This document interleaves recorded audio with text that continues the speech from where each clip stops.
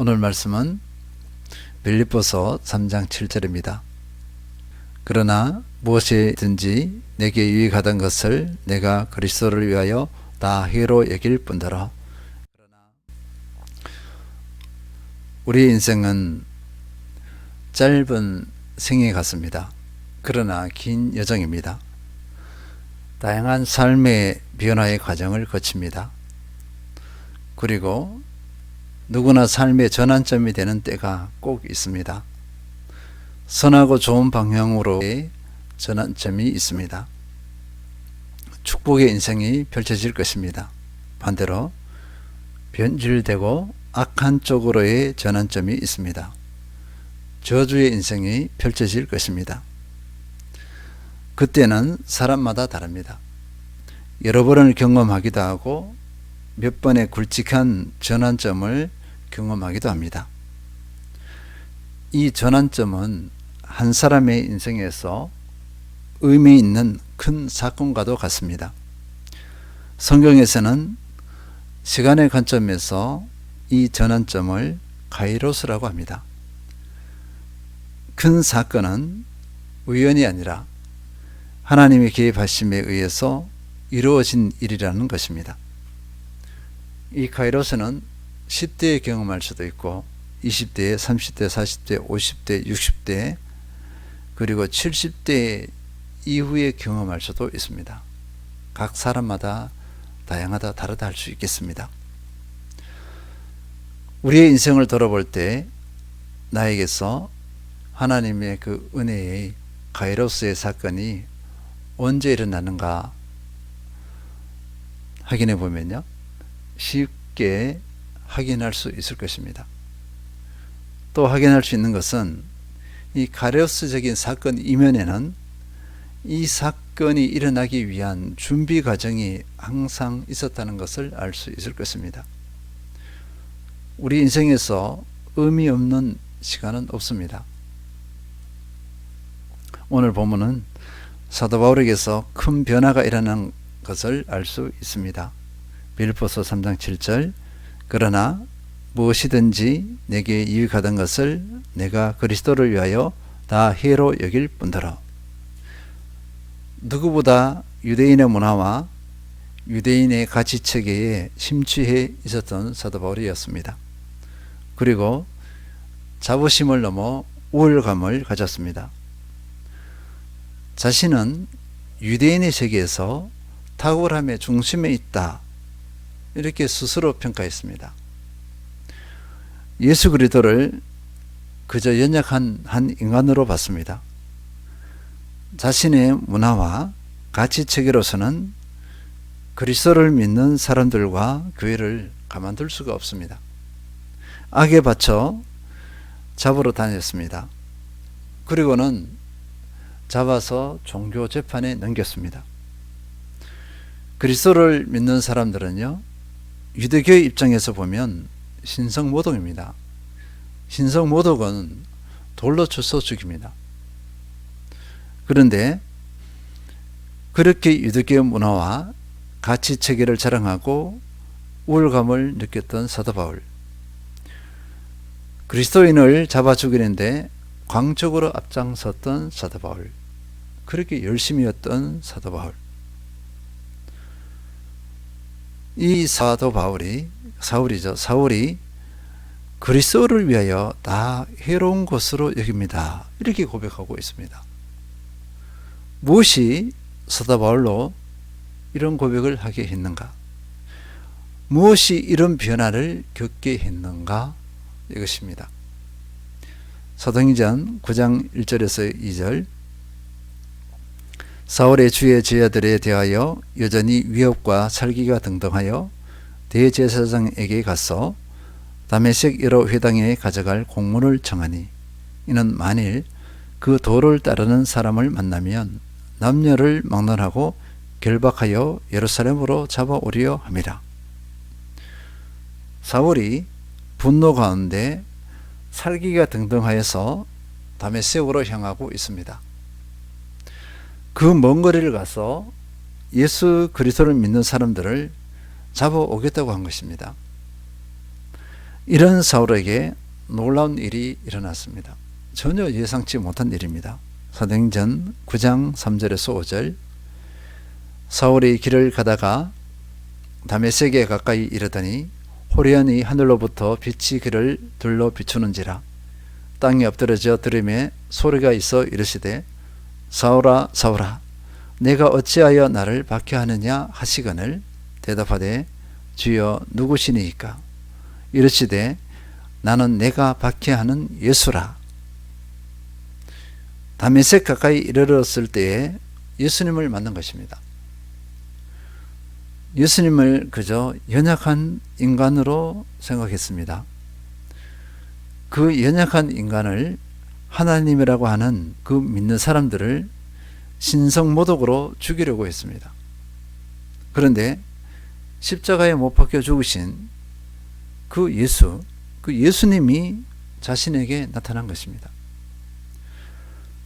사도 바울의 모든 문화체계, 모든 가치체계가 한꺼번에 무너져 버리는, 허물어져 버리는 사건이 되었습니다. 자신의 모든 지식과 모든 경험이 한꺼번에 무너져 내리는 사건이 되었습니다. 이 한 번의 만남으로 예수 그리스도가 죽었다가 부활하신 것이 맞았구나. 이분이 정말 하나님의 아들이시구나 하면서 예수님을 인정하게 되었습니다. 이 만남으로 사도 바울은 새로운 인생이 펼쳐집니다. 예수 그리스도를 만나기 전과 예수 그리스도를 만난 이후의 삶으로 나눌 수 있습니다. 그렇게 나눠졌습니다. 앞으로 2주 동안 변화된 삶을 살펴보도록 하겠습니다. 사도 바울이 어떻게 변화되었는가를 살펴보도록 하겠습니다. 먼저 오늘은 본문인 빌립보서 3장 7절입니다. 함께 읽겠습니다. 그러나 무엇이든지 내게 유익하던 것을 내가 그리스도를 위하여 다 해로 여길 뿐더라. 먼저 사도 바울은 자신에게 유익하던 것을 해로운 것으로 여긴다고 고백하고 있습니다. 유익하던 것이 무엇이냐? 유익하던 것은요, 사도 바울이 지금까지 자랑스럽게 여겼던 것입니다. 곧 유대인의 문화와 가치체계입니다. 혈통, 가문, 종교적 유산과 열심, 지식, 율법 준수 등 육체의 자랑거리들입니다. 사도 바울은 이런 영역에서 탁월했다고 볼 수 있습니다. 부모님께 받은 것과 자신의 노력의 산물을 드립니다. 자신에게 모두 유익한 것으로 받아들였습니다. 하나님께서는 이런 것들을 의로 여기신다고 생각했습니다. 사도 바울은 자신이 가진 것들로 행복했습니다. 그리고 이것들로 인해서 반드시 구원을 받으리라고 확신을 했습니다. 그런데 예수 그리스도를 만났습니다. 예수 그리스도를 만나보니 그렇게 자랑하고 우월감까지 가졌고 행복해 했던 것들이 오히려 해롭다는 것을 알았습니다. 백해무익한 것을 알았습니다. 오히려 복음에, 그러니까 의롭게 되는데, 구원을 받는데 방해되는 것을 알았습니다. 의롭게 되는 것은, 구원받는 것은 혈통, 가문, 열심, 율법 준수가 아닌 것을 알았기 때문입니다. 로마서 3장 27에서 28절. 그런즉 자랑할 데가 어디냐? 있을 수가 없느니라. 무슨 법으로냐? 행위로냐? 아니라 오직 믿음의 법으로니라. 그러므로 사람이 의롭다 하심을 얻는 것은 율법의 행위에 있지 않고 믿음으로 되는 줄 우리가 인정하노라. 의롭게 되는 것은 오직 믿음으로 되는 것을 알았습니다. 이것을 인정했어요. 사도 바울에게는 천지개벽과도 같습니다. 상상도 못할 일이었어요. 그런 천지개벽 같은 그런 사실, 진리였습니다. 사도 바울이 예수님을 만나고서 얼마나 충격에 빠졌을지 가히 짐작이 갑니다. 예수님을 만나고서 사도 바울이 무슨 생각이 들었을까 상상을 해보는 거예요. 보니까요, 스데반이 복음을 전했을 때 마음이 찔렸던 것, 양심의 가책을 느꼈던 것이 떠올랐을 것입니다. 사도 바울의 생애에서 참 많은 사람을 죽음으로 몰아넣었을 거예요. 죽게 했는데 그 중에 스데반이 늘 기억에 남습니다. 너무나 충격적이기 때문에 그래요. 그때는 그것을 거부했어요. 틀렸다고 했습니다. 그리고 스데반의 죽음을 당연히 여기고 강기적인 분노로 예수 그리스도를 믿는 사람들을 잡아 죽이는 데 앞장섰습니다. 이 모든 것이 떠올랐을 것입니다. 사도 바울은 바로 회심했습니다. 사도 바울의 회심은 사도 바울 자신에게 충격적인 일이었습니다. 그러나 그리스도를 믿는 사람들에게는 더 충격이었어요. 어떻게 저런 일이 그것이 사실이야 하며 놀람을 감추지 못했습니다. 그리고 그리스도인들이요 모두 두려워했습니다. 사도 바울을 두려워했다는 것입니다. 사도행전 9장 26에서 27절, 사울이 예루살렘에 가서 제자들을 사귀고자 하나 다 두려워하여 그가 제자됨을 믿지 아니하니 바나바가 데리고 사도들에게 가서 그가 길에서 어떻게 주를 보았는지와 주께서 그에게 말씀하신 일과 다메섹에서 그가 어떻게 예수의 이름으로 담대히 말하였는지를 전하니라. 바나바가 중계를 했어요. 그래서 예루살렘에 있는 그리스도인들이 사울을 두려워하지 않게 했습니다. 그러나 사도 바울에게는 시간이 필요했습니다. 구약의 모든 말씀을 그리스도 중심으로 다시 정립하는 그 시간이 필요했습니다. 고향 다소로 돌아가서 기도하며 말씀을 연구했습니다. 이 기간을 대략 3년 정도로 잡습니다. 학자들에 따라서는 다양합니다. 3년이다, 아니다, 5년 또는 10년 가까이 된다, 이렇게 주장하는 사람들도 있어요. 어쨌거나 사도 바울은 다소에서, 아라비아에서 사막이라 그래요. 거기서 3년 이상을 있으면서 기도하며 말씀을 연구했다고 볼 수 있어요. 갈라디아서 1장 17절, 또 나보다 먼저 사도된 자들을 만나려고 예루살렘으로 가지 아니하고 아라비아로 갔다가 다시 다메섹으로 돌아간노라. 준비하는 것입니다. 사도 바울이 충격을 넘어서 이제 다시 열심으로 복음을 전하려고 했는데, 그러나 그 이전에 다시 내면의 말씀을 정립해야 돼요. 그 과정이 필요합니다. 우리는 하루아침에 모든 것이 변화되는 것으로 착각해서는 안 됩니다. 누구나 시간이 필요합니다. 이제 사도 바울에게는요, 율법의 한계가 분명해졌습니다. 그리고 믿음으로 의롭게 된다는 이 진리가 명확해졌습니다.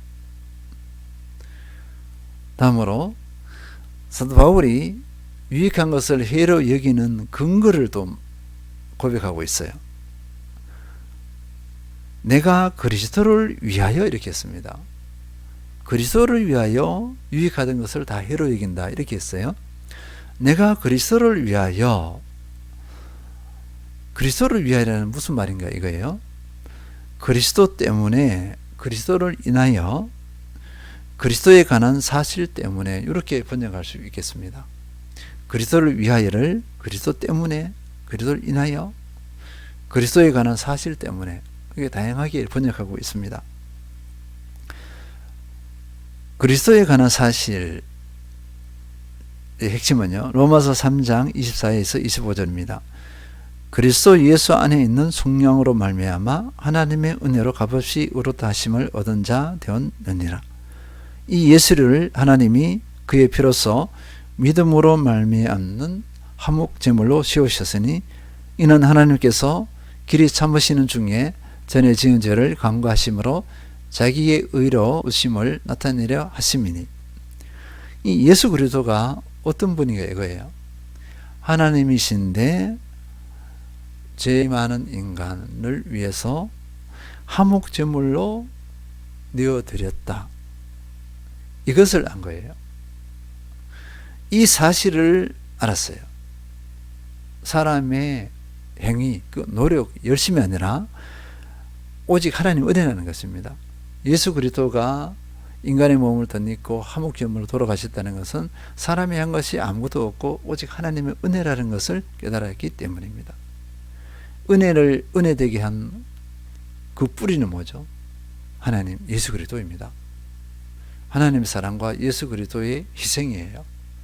이것을 알았기 때문에 자기가 지금까지 그렇게 자부심을 가졌던 것, 자랑했던 것을 다 회로운 것으로 이긴다. 이렇게 했습니다. 이 진리를 깨닫고서 모든 것을 내려놓습니다. 이 진리를 깨닫고서 예수 그리스도를 알았고 하나님을 알았습니다. 그 전에 알았던 하나님은 안 것이 아니에요. 무지몽매한 것을 알았습니다. 예수 그리스도를 통하여서 하나님을 아는 것이 진정한 하나님을 알밈을 깨달았기 때문입니다. 이것으로 인해서 사도 바울의 인생관이 근본적으로 바뀌어버렸습니다. 사도 바울의 새로운 삶의 지평이 열렸습니다. 이런 모든 축복은 하나님의 전적인 은혜입니다. 사람이 할 수 있는 것이 아닙니다. 하나님의 섭리, 하나님의 계획 가운데 이루어진 일들입니다. 그러면 이제 우리의 삶을 돌아볼 때입니다. 예수 그리스도를 만난 것이 인생의 전환점이 되었습니까? 세상의 것이 헛것임을 고백하고 있습니까? 세상의 것을 더 이상 자랑하지 않고 있습니까? 그리고 세상의 것을 더 이상 의지하지 않고 있습니까? 예수님을 제대로 만났다면 이렇게 할 것입니다. 그러면 그리스도 안에서의 전환점을 몇 가지 살펴보겠습니다. 예수님을 만났습니다. 그러면 교회에 나왔다 또는 칭의, 이 은혜가 1차적인 인생의 전환점이 될 것입니다. 새로운 존재, 새로운 피조물이 된 것입니다. 이 은혜를 누리고 있는가 이것입니다. 나는 새로운 피조물이라는 확신이 있는가? 나는 의로운 존재가 예수 그리스도를 믿음으로 의로운 존재가 되어서 영생을 얻은 그런 존재이다. 이렇게 확신을 가지고 있는가 이것입니다. 두 번째입니다. 두 번째는요. 이 신앙인데 신앙 안에 들어왔어요. 1단계에 들어온 겁니다. 들어왔으면 2단계로 이 신앙이 내 중심이 아니라 자기 중심의 신앙이 아니라 그리스도 중심의 신앙으로 변화되는 전환점을 맞이하고 있는가 이것입니다. 이 은혜를 형성하고 있는가 이것입니다. 많은 분들이 새로운 존재, 신분, 구원에 대한 확신이 있는데 여전히 자기 중심이에요. 자기 중심에서 벗어나지 못하고 있어요. 그 전환점을 맞이하지 못했습니다. 이 전환점을 맞이해야 됩니다. 그리스도 중심이 되어야 또 신앙에서 새로운 사건이 되는 거예요. 카이로스적인 사건이 되는 것입니다. 세 번째는요. 그리스도 중심에서 이제 삶의 변화가 일어나는데요. 그리스도의 동력자, 그리스도의 진정한 제자, 그리스도의 일꾼으로서의 삶의 전환점입니다. 그리스도의 동력자라는 이 동력자의 단어가 부담스럽지가 않아요. 자연스럽게 다가오고 기쁨으로 다가옵니다. 축복으로 다가옵니다. 특권으로 다가와요. 그리고 이 동력자의 삶, 그리고 제자 일꾼의 삶에 헌신해 나갑니다. 그리고 살리고 세우는 그 열매를 맺어가요. 그러면 이런 전환점이 형성되었는가 하는 것입니다. 여기까지의 전환점이 이루어져야 합니다. 그래야 진정한 축복의 사람이라 할 수 있습니다. 삶의 변화, 삶의 전환에는 시간이 필요합니다. 그러나 반드시 이루어야 복된 삶이 될 수 있습니다. 하나님께서 개입하셔서 의미 있는 사건, 인생의 큰 전환점이 되는 가이로스의 사건을 누리시는 모든 성도님들 되시길 축원드립니다.